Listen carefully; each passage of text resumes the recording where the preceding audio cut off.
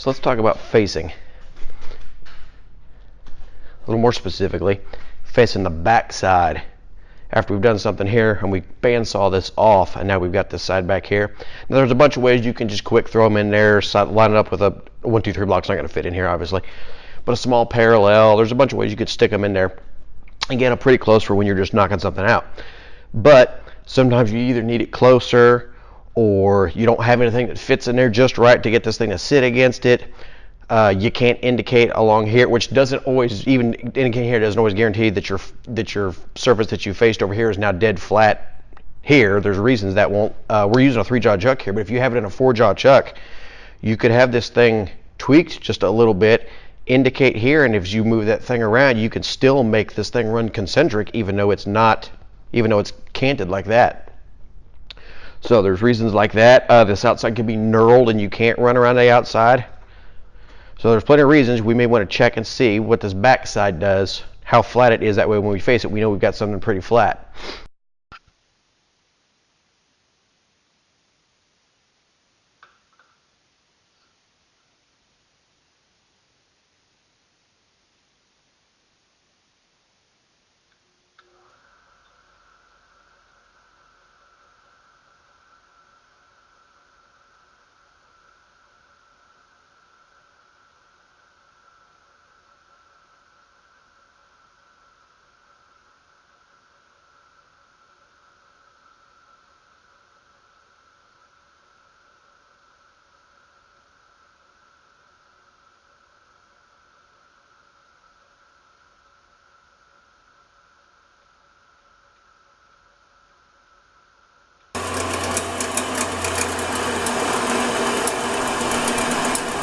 Just in case, while that's cutting on the saw over there, just in case you guys were wondering how I'm set up getting videos.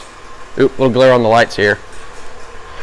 I spent tons of money tying this strap to my toolbox for this camera to be pointed at over there. And then I searched far and wide for this piece of angle iron and a C-clamp to hang off of there to stick that one off of, pointed down. Hopefully I've flipped that in post so that it runs the right way and you guys aren't looking at it upside down.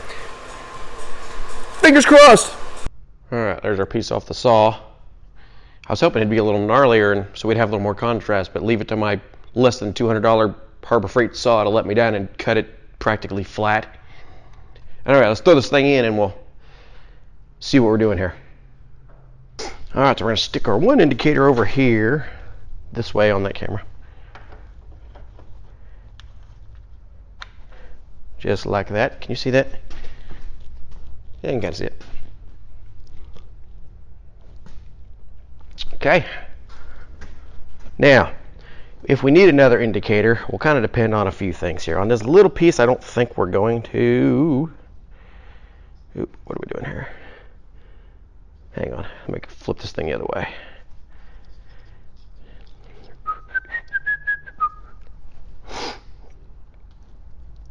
Loosen it up.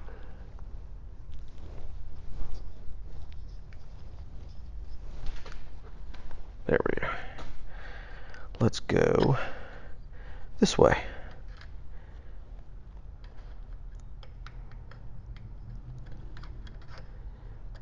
I'm going to set the other indicator up just so you can see what I'm talking about. Okay, there we go. All right, so we're going to flip this thing around just like that. Oh, darn it. My indicator at work, I can see the dial points this way. Darn it. How will I let you see? Like that, maybe? No, that's not working worth a... Nope.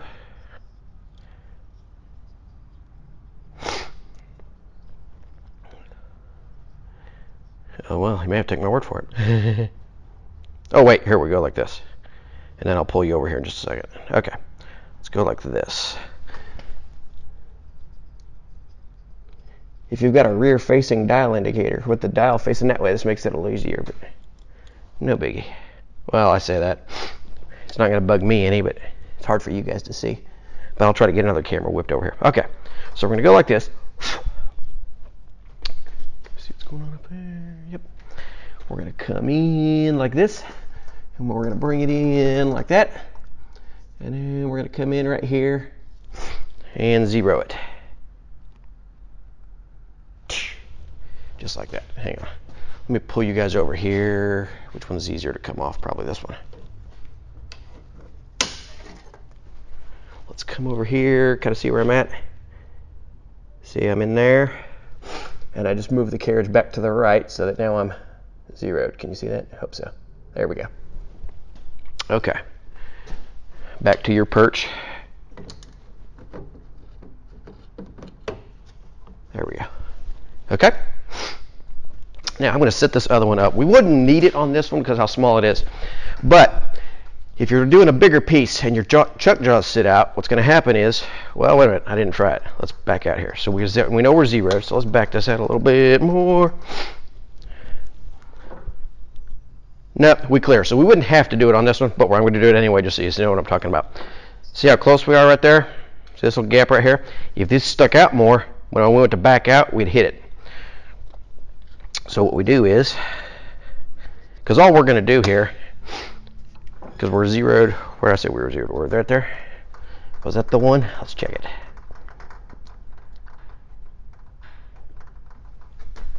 Yeah, that's the one. Okay, so we're zeroed there.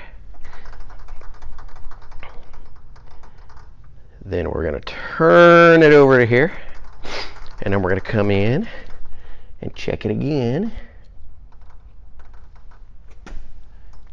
And we're remarkably close for the fact that I just threw it in there. Darn me, perfect eyes.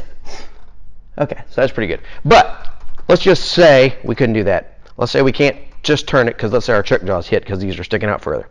So we're going to take our other indicator here, stick it right here, and we know we haven't moved here at all. If I knew this was messed up, or if I knew we wouldn't hit, then when I was zeroed, I'd do these together. I'd go like this. I'd go here, and then I would dial this one into zero. That's the next one. Let's go back to, well, I'll do it there, why not?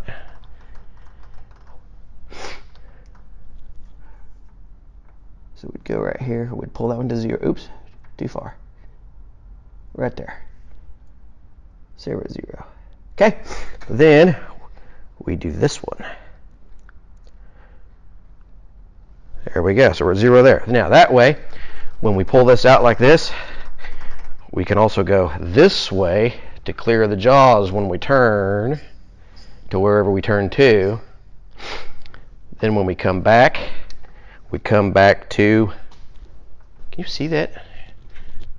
Yeah, you can kind of see it if I wasn't in the way. I was probably in the way. We come back to 0 here. And come back and check our 0 here. That's not the one I zeroed on, but in fact, let me come back one of these. Let's go like this. Let's move over here. Let's turn just so we can show most of the process here. Don't remember which one of these I zeroed on. Should have marked it with a Sharpie. Ah. There it is. Hang on, pull you down again. See, we're at 0 here and 0 here. So then all we would do, first we just check it. You never know. You could get it dead nuts. Get you turned. There we go.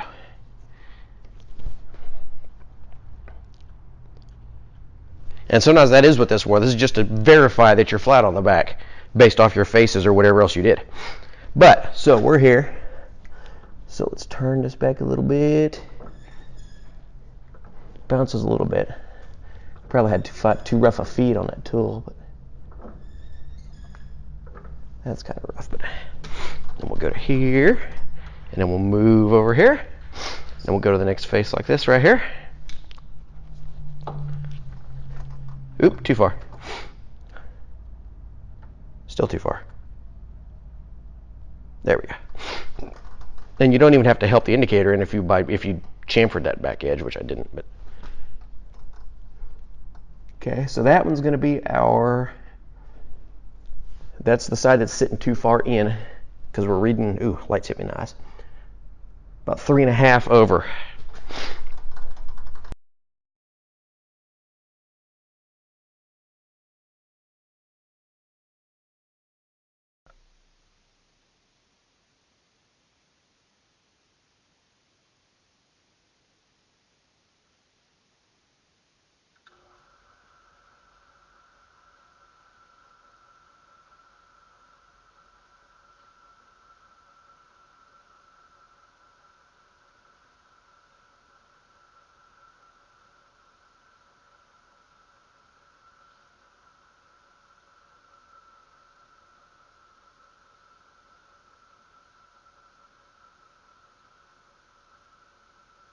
All right, let's see how we did here.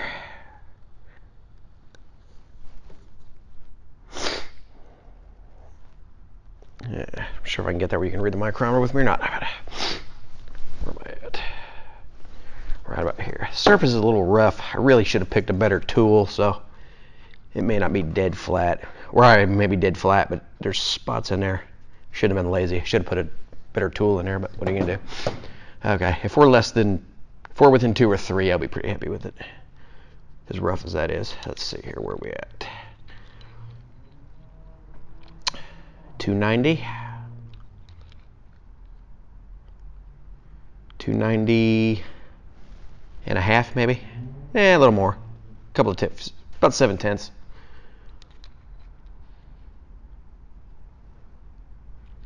Yeah, it was almost 292. So we're within about 2.